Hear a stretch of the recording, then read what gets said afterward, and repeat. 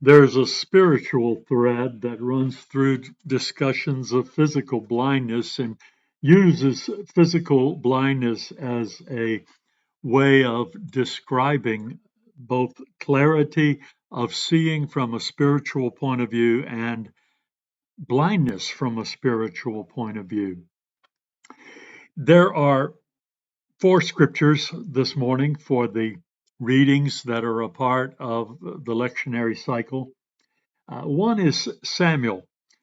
In 1 Samuel 16, 1 through 13, Samuel is grieving over Saul. Saul has not died, but Saul has been displaced as king of Israel. His sense of anointing, the actual reality of God's anointing on Saul, even though he's still functioning as king, is gone. God has no longer chosen to bless Saul because Saul has ceased to be responsive to God. And so Samuel is commanded by God to go to the place where Jesse lives and to invite Jesse to a sacrifice. And it is Bethlehem. And in Bethlehem, God says that it will be revealed to him who to anoint as the next king over Israel.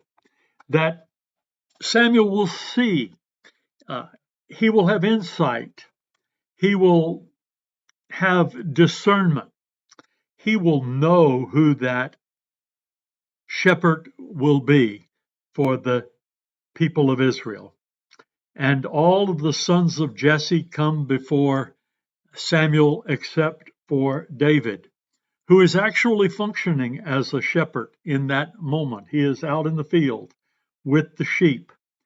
He does not know, no one knows, that his days as a shepherd boy are the preparation that he needs for leadership over an entire people, because the very best kings are shepherds who care for the people as a shepherd cares for the sheep.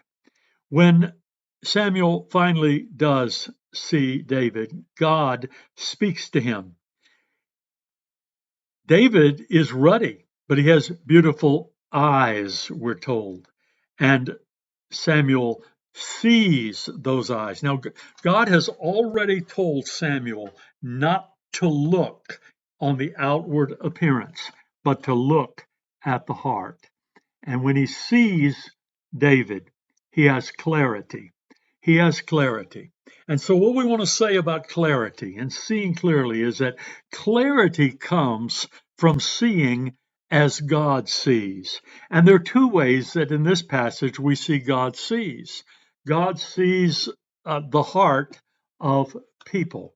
And second, God sees what a man or a woman is going to become. Years later, we see a second phase of this developing message about seeing clearly. We see about seeing, and that is clarity brings a sense of calling. And David reflects upon his calling in Psalm 23 as he understands God to be the shepherd of Israel, and as he understands his own role as an under shepherd. And the part of uh, Psalm 23 that I want to underline is you anoint my head with oil. And then when David's head was anointed with oil, it was a prediction, it was a calling, it was an anointing. When we have clarity about who we are and about who God is, it brings a sense of calling to our lives.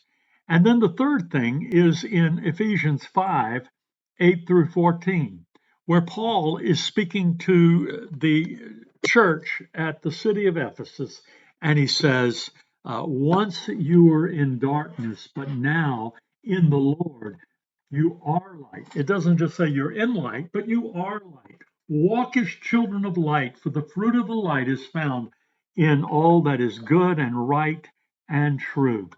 Walk as children of light. Uh, For the fruit of light is found in all that is good and true.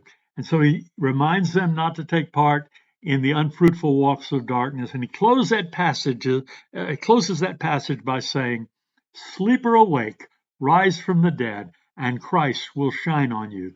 So the point out of that is crisis. We've seen clarity and calling, and now crisis. Christ is the crisis of light that clearly calls for our awakening so that our eyes are open, our lives are open to the purposes of God. And finally, there comes a challenge. A challenge comes for the clearly called who are in crisis. And that challenge is found in John 9 when a blind man is becomes the subject of an inquiry by the elders who come to Jesus and say, "Rabbi, who sinned, this man or his parents?" And we will take that up in the next phase of this message.